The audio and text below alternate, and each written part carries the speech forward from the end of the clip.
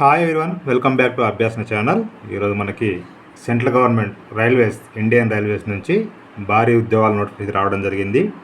So ఇందులో మనకి technician 3, technician 1 ఉద్యోగాల నోటిఫికేషన్ రావడం జరిగింది.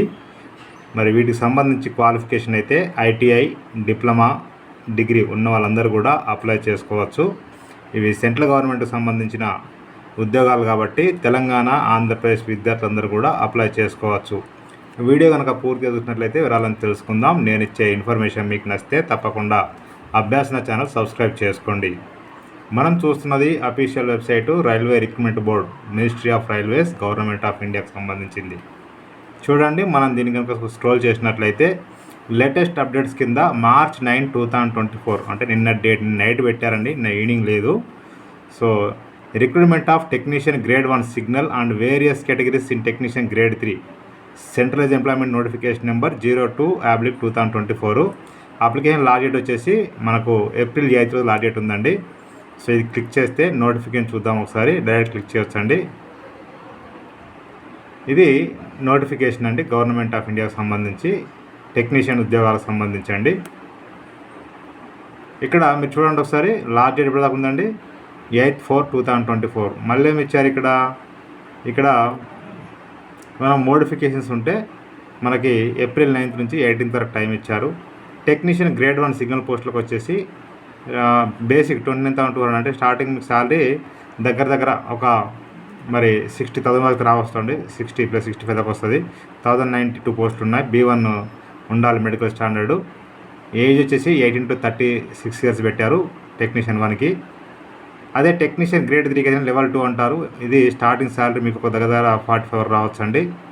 దీనికి 18 to 33 years ఏజ్ పెట్టారు. మొత్తం పోస్టులు 8,050 to 1,092, మొత్తం 9,144 పోస్టులు అయితే ఉన్నాయి మనకి. సో వీటి క్వాలిఫికేషన్ చూద్దాం అసలు ఏమున్నాయని కూడా.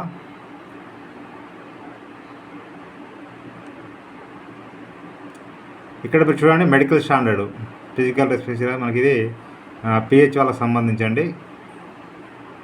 ఇక మనకు ఇండియన్ అయి ఉండాలి. ఇండియను ఏజ్ ఇక్కడ ఆల్రెడీ చెప్పాను మీకు. అయితే ఏజ్లో విషయం ఏంటంటే మీకు SC ST వాళ్ళకు ఒక 5 years ఎగ్జిబిషన్ అంటే సపోజ్ టెక్నీషియన్ 1కి 36 years అన్నాం కదా, ఇంకొక 41 వరకు అప్లై చేసుకోవచ్చు. టెక్నీషియన్ 3కి అయితేనేమో మీకు 33 ఉంది కదండి ఓపెన్ వాళ్ళకి. SC ST వాళ్ళకు ఇంకొక 3 years ఎక్స్ట్రా ఉంటుంది, అంటే ఇంకో 5 years అంటే ఇంకా 38 వరకు అప్లై చేసుకోవచ్చు. అదే BC OBC వాళ్ళకైతే 3 అంటే 39, 37 అప్లై చేసుకోవచ్చు. మినిమం ఏజ్ 18 years కంప్లీట్ అయి ఉండాల్సి ఉంటుంది. ఇంకా మిగతా వాళ్ళకి ఇవ్వడం జరిగింది కొన్ని పోస్టులకు సంబంధించి. చూడండి, ఇక్కడ కొన్ని ఇవ్వడం జరిగింది పోస్ట్స్, వాటికి ఇట్లా ఏజ్ కూడా మనకు రెఫరెన్స్ చూపిస్తున్నారు ఇంకా కూడా.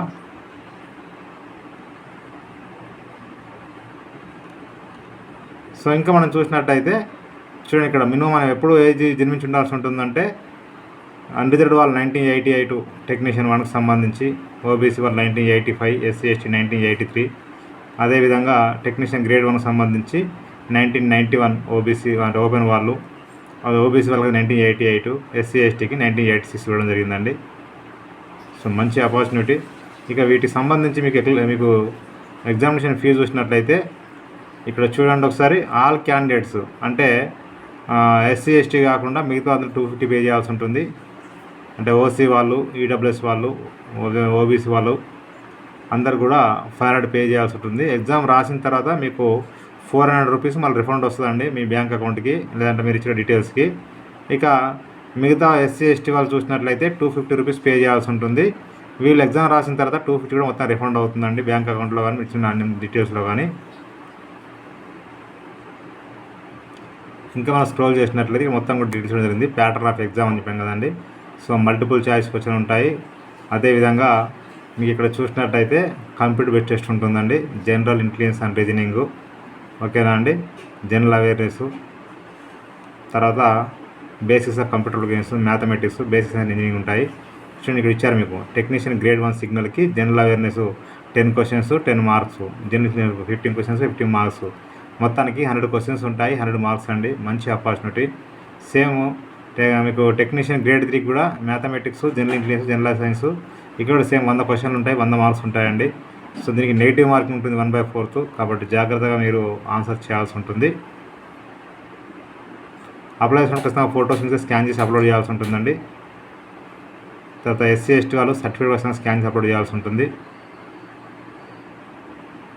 ఇవన్నీ కూడా బోర్డు సంబంధించిన డీటెయిల్స్ అని. ఇంకా సో ఇందులో మొత్తం డీటెయిల్ కూడా ఉంది, మీకు ఏది డౌట్ ఉన్నాడో చూసుకోవచ్చు. ఇక్కడ పిహెచ్ వాళ్ళకి సంబంధించి ఎలిజిబిలిటీ చూడడం జరిగింది. టెక్నీషియన్ గ్రేడ్ 1 సిగ్నల్ చూడండి. వీళ్ళకు టెక్నీషియన్ గ్రేడ్ సిగ్నల్లో ఎవరు ఎలిజిబుల్ ఎదురంటే బ్యాచిలర్ ఆఫ్ సైన్స్ అంటే బీఎస్సీ ఫిజిక్స్ కెమిస్ట్రీ అంటే ఫిజిక్స్ ఉంటుంది. Physics chemistry maths physics chemistry apply చేసుకోవచ్చు. లేదంటే physics electronics computer science information technology instrumentation ఎవరున్నా కూడా అప్లై చేసుకోవచ్చు అండి. ఖచ్చితంగా వాళ్ళ కాంబినేషన్లో ఫిజిక్స్ ఖచ్చితంగా ఉండాలి. లేదు అంటే డిప్లొమా ఇంజనీరింగ్ చేయడం అప్లై చేసుకోవచ్చు. లేదు అంటే డిగ్రీలో బీటెక్ కూడా అప్లై చేసుకోవచ్చు అండి. సో బీఎస్సీ డిగ్రీ ఉన్నవాళ్ళు, డిప్లొమా ఇంజనీరింగ్ ఉన్నవాళ్ళు, అదేవిధంగా బీటెక్ వాళ్ళు అందరూ కూడా అప్లై చేసుకోవచ్చు. ఇక్కడ టెక్నీషియన్ గ్రేడ్ చూసినట్టయితే మీకు పోస్టులకు ఎలిజిబిలిటీ ఏంటంటే ఇక్కడ అన్నీ కూడా మీకు సంబంధించిన బ్లాక్ స్మిత్ అనుకోండి, మీకు ఐటీఐలో బ్లాక్ స్మిత్ ఉండాలి. బ్రిడ్జ్ ఉండాలి. తర్వాత చూడండి ఇక్కడ మీకు టెక్నీషియన్ గ్రేడ్ బ్రిడ్జ్కి సంబంధించి ఏమడిగారంటే సివిల్ ఇట్లా మనకు వెల్డరు, ఫిట్టరు, సో మొత్తం ఇవే పోస్టులు ఉంటాయండి. టెక్నీషియన్లు అంటే మీకు ఐటీఐ ఇప్పుడు ఎలక్ట్రికల్ ఉందనుకోండి, ఐటీఐ ఎలక్ట్రికల్ ఉండాలి. మెకానికల్ అనుకోండి, ఐటీఐ మెకానికల్ ఉండాలి, డీజిల్ మెకానిక్ అని ఉండాలి. తర్వాత అడ్లెక్ట్రికల్ ఉంది, డీజిల్ ట్రేడ్ అంటే మీకు సంబంధించిన టెక్నీషియన్ పోస్టులో సంబంధించిన ఐటీఐ ట్రేడ్ ఉంటేనే మీరు అప్లై చేసుకుని ఎలిజిబుల్ అవుతారు. ఆ విధంగా మీరు అప్లై చేసుకోవచ్చు.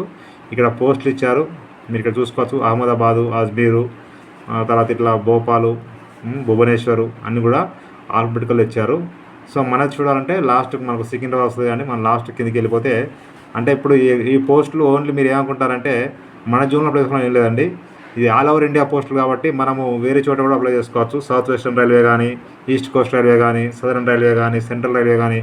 ఎందుకంటే చాలామంది నార్త్ వాళ్ళు మనకు సౌత్లో అప్లై చేసుకుంటారు. మనం కూడా ఎక్కడ అప్లై చేసుకోవచ్చు, అది మీ ఇంట్రెస్ట్ అండి. చూడండి మనకు ఈస్ట్ కోస్ట్ రైల్వే ఇవన్నీ ఇచ్చారు కదండి, ఇట్లా మనకి ఇవ్వడం జరిగింది. సదరన్ రైల్వే లాస్ట్కి ఇచ్చారు. ఈ చెన్నై పోస్టులు అన్నట్టు. తిరువనంతపురం, ఈస్ట్ కోస్ట్ రైల్వే ఇక్కడ చూడండి. సికింద్రాబాద్, ఇక్కడ మీకు పోస్టులు ఎన్ని ఇక్కడ జరిగింది. టెక్నీషియన్ గ్రేడ్ 1 సిగ్నల్లో మనకి మొత్తం పోస్టులు 76 ఉన్నాయండి. చూసుకోండి ఒకసారి. ఇక మిగతా పోస్ట్ చూసినట్లయితే మనకు దగ్గర 744 ఉన్నాయి. టెక్నీషియన్ గ్రేడ్ 3 చూసుకోవచ్చు ఇక్కడ. ఇక అప్లికేషన్ చూద్దాం ఒకసారి. ఇక్కడ అప్లై అని ఉంది కదండి, ఇక్కడ అప్లై అని create account first time apply అంటే క్రియేట్ అన్ అకౌంట్. సో ఇక్కడ మనం అనగానే ఇక్కడ నేషనాలిటీ వచ్చింది కదండి, ఇండియను. తర్వాత ఫుల్ నేమ్ మన 10th క్లాస్ ప్రకారంగా, రీటైప్ ఫుల్ నేము. సేమ్ ఇది కూడా ఎట్లా అంటే ఓటీఆర్ రిజిస్టర్ చేసుకోవాల్సి వస్తుందని ఇంతకుముందులాగా. సో ఇది చూసినట్లయితే have it change your name అంటే నో అని పెట్టాల్సి ఉంటుంది. ఒకవేళ చేంజ్ చేసి పెట్టుకోండి. డేట్ ఆఫ్ బర్త్ ఇవ్వాల్సి ఉంటుంది. Retype date of birth 10th ప్రకారంగా. Select gender, register gender, father's name, retype father's name, mother's name, retype mother name. ఇక్కడ మీ యొక్క ఆధార్ కార్డ్ డీటెయిల్స్ ఇవ్వచ్చు. యూజింగ్ వెరిఫికేషన్ అంటే ఆధార్ వెరిఫికేషన్ చేసుకుంటుంది. ఒకవేళ ఆధార్ కార్డు లేకపోతే డో నాట్ హ్యావ్ ఆధార్ కార్డుకి క్లిక్ చేస్తే వేరే డీటెయిల్స్ ఎంటర్ చేయాల్సి ఉంటుంది. ఇక్కడ కాంటాక్ట్ డీటెయిల్స్, ఈమెయిల్ ఐడి ఇక్కడ ఎంటర్ చేసి జనరేట్ ఈమెయిల్ ఓటీపీ అంటే ఓటీపీ ఈమెయిల్కి వస్తుంది, అది ఎంటర్ చేయాలి. మొబైల్ నెంబర్ ఎంటర్ చేసి జనరేట్ మొబైల్ ఓటీపీ అంటే ఓటీపీ వస్తుంది, అది ఇక్కడ ఓటీపీ ఎంటర్ చేయాల్సి ఉంటుంది. తర్వాత ఇక్కడ పాస్వర్డ్ అండి, మీకు నచ్చింది మీరు ఇక్కడ సెలెక్ట్ ఖచ్చితంగా మీకు నచ్చిన పాస్వర్డ్ పెట్టుకోవచ్చు. అయితే ఒకటి క్యాపిటల్ లెటరు, ఒకటి స్మాల్ లెటరు, ఒకటి నెంబరు, ఒకటి స్పెషల్ క్యారెక్టర్స్, ఒకటి ఇవన్నీ కూడా మనం పెట్టాల్సి ఉంటుందండి. లేకపోతే మీకు ఎలిజిబుల్ కాదు అంటే మీరు పెట్టుకోలేరు. సో ఆ విధంగా పెట్టుకొని ఇక్కడ ఇచ్చేట capital letter, small letter, special character, numbers అని అన్ని ఇవ్వాల్సి ఉంటుంది. ఇక్కడ కన్ఫర్మ్ పాస్వర్డ్ ఇచ్చేసి ఇక్కడ కనిపిస్తున్న క్యాప్చా ఎంటర్ చేసి ప్రివ్యూ అండ్ క్రియేట్ అని అకౌంట్ అంటే మీకు అకౌంట్ క్రియేట్ అవుతుంది. అకౌంట్ క్రియేట్ అయిన తర్వాత మళ్ళీ ఇక్కడ అప్లై అయింది కదండి, ఇక్కడ ఆల్రెడీ హ్యావ్ అని అకౌంట్ ఆల్రెడీ అకౌంట్ మనం క్రియేట్ చేసుకున్నాం కాబట్టి ఆల్రెడీ హ్యావ్ అని అకౌంట్ ఉంది. ఇక్కడ మనం క్లిక్ చేస్తే మీ మొబైల్ నెంబరు లేదంటే ఈమెయిల్ అడ్రస్ ఇచ్చేసి పాస్వర్డ్ ఆల్రెడీ మనం పెట్టుకున్నాం కాబట్టి అది ఇచ్చేసి ఇక్కడ కనిపిస్తున్న ఈ క్యాప్చా ఎంటర్ చేసి లాగిన్ అంటే రిమైనింగ్ పార్ట్ మొత్తం కూడా అప్లై చేసుకోవచ్చు. మీ ఫోటో, సిగ్నేచర్, క్యాస్ట్ సర్టిఫికేట్స్ అని కూడా ఎంటర్ చేయవచ్చు. వీలైతే స్కాన్స్ అప్లోడ్ చేయాల్సి ఉంటుంది. ఎవరైనా పాస్వర్డ్ మరిపోతే ఫార్వర్డ్ లింక్ ఉంది కానీ ఇక్కడ మీరు మీ mobile number, email address, date of birth ఇచ్చేసి ఇక్కడ క్యాప్చా ఎంటర్ చేసి ప్రొసీడ్ అంటే మరలా ఈమెయిల్ అడ్రస్కి, మొబైల్ నెంబర్కి మీ యొక్క పాస్వర్డ్ వస్తుంది. నేను డిస్క్రిప్షన్లో లింక్ అయితే ఇస్తాను, క్లిక్ చేస్తే ఓపెన్ అయిపోతుంది. ప్రతి ఒక్కరికి షేర్ చేయండి, ఫార్వర్డ్ చేయండి. మీకు నచ్చితే మీరు లైక్ చేయండి, షేర్ చేయండి, కామెంట్ చేయండి, సబ్స్క్రైబ్ చేయండి. Thank you so much.